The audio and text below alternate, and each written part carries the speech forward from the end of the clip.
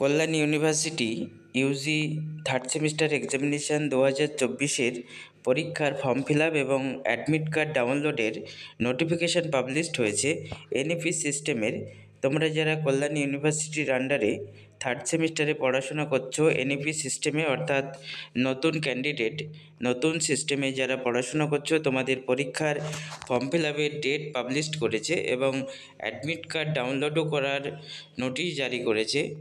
তোমাদের form fill up করা যাবে 21/2/2025 সকাল 10টা থেকে, এবং এই ফর্ম ফিল আপ চলবে মার্চ মাসের 3 তারিখ পর্যন্ত, 3/3/2025, অর্থাৎ এই সামনেই 21 তারিখ থেকে মার্চ মাসের 3 তারিখ পর্যন্ত কিন্তু ফর্ম ফিল আপ চলবে। এবং ফর্ম ফিল আপের সাথে সাথে কিন্তু তোমরা অ্যাডমিট কার্ড ডাউনলোড করে নিতে পারবে। ফর্ম ফিল আপ করে তারপরে তোমরা অ্যাডমিট কার্ড ডাউনলোড করে সেটি প্রিন্ট করে নেবে। আরেকটি যেটা বিষয় নোটিশে বলা হয়েছে, তোমাদের এই থার্ড সেমিস্টারে এনইপি সিস্টেমে পরীক্ষার ফর্ম ফিল আপ করার জন্য কিন্তু এবিসি আইডি ম্যান্ডেটরি। অবশ্যই তোমাদের ফর্ম সাবমিশনের সময় এবিসি আইডি লাগবে।